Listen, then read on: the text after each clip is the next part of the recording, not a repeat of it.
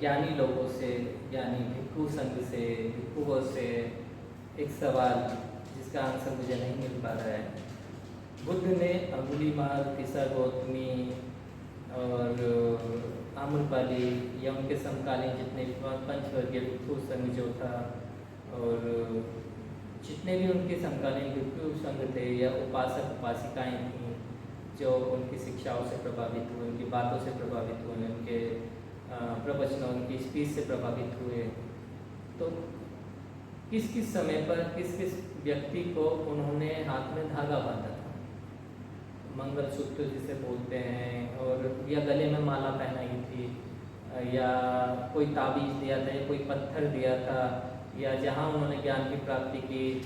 उस पेड़ की टहनियों को लेके वो अपने साथ चलते थे कि देखो इस पेड़ के नीचे मुझे ज्ञान मिला है, ये लो इसका पत्ता, तुम्हें भी ज्ञान मिलेगा, तुम्हारी समस्याएं भी दूर होंगी। या जहाँ वो बैठा करते थे वहाँ बैठने वाली जगह की मट्टी उनके हाथ में रहती हो, उनकी पोटली उनके थैले में रहती हो, और उस थैले में से वो मट्टी निकाल के देखो ये इस पेड़ के नीचे ये वही जगह जहाँ मैं बैठा करता था, मुझे बुद्धत्व की प्राप्ति हुई, इस मिट्टी को ले जाके अपने घर में रख दो और इससे तुम्हारा भला हो जाएगा, इससे तुम्हारी समस्याएं दूर हो जाएंगी। ठीक है, ऐसा किया हो। अंगुलीमाल उन्हें मिला, अंगुलीमाल के लिए उन्होंने जेब से अपनी थैले से धागा निकाला, धागा उसके हाथ पर बांध दिया, और तुम अब ठीक हो जाओगे, तुम अब सुधर जाओगे, ऐसा हुआ हो। तो ये धागा आया कहाँ से, क्यों धागा बांधने लगे? जब बुद्ध की हमें कहानियों में, बुद्ध और बुद्ध के बाद में अशोक के भी किस्से अभी तक के जितने भी शिलालेख है उसमें कहीं हमें ऐसा नहीं मिलता कि उन्होंने धागा बंधवाया हो या बांधा हो, बुद्ध ने किसी को धागा बांधा हो। तो आप लोग कहाँ से धागा लेकर आए जो अब सफ़ेद या पंचशील वाला धागा आप लोगों के हाथों में बांध कर बोलते हो कि हाँ ये बुद्धिज्म का प्रतीक है, और उससे होगा क्या? उससे उस घर में शांति आएगी, खुशहाली आएगी, उस व्यक्ति के जीवन में क्या सुधार होने वाला है आपके धागे से, या पहचान ही मिलेगी? मान लो ऐसा भी इंटरनेशनली रिकॉग्नाइज्ड है क्या, उस सफ़ेद धागे को बांध के हम हाथ ऊपर करेंगे और दूर दूर से लोग हमें पहचान जाएंगे, अरे ये तो बहुत है,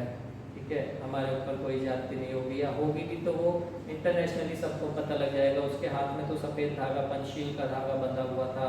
और चलो उससे तो हमें सपोर्ट करनी है। ऐसा होगा क्या? तो ये कृपया पूजनीय भिक्खु संघ इसका जवाब दें, क्योंकि आपसे, आप जब कार्यक्रमों में आते हैं लोगों के, आपसे हम बोलते हैं कि भाई धागा क्यों बांध रहे हो, तो आपका बहुत अच्छा सा मुंह बन जाता है। जो हमें तो आदत हो चुकी है, लेकिन जो नई ऑडियंस है जो पहली बार आप लोगों को देख रही है, वो बुद्ध से कंपेयर करती है कि बुद्ध जैसे शांत स्वभाव के, हमेशा मुस्कुराने वाले, दया करुणा के सागर हुआ करते थे, वैसे ही हम देखो बौद्धों के संस्कारों में जा रहे हैं, ये भी रहेंगे। लेकिन नहीं, आपका जो अचानक से वो जो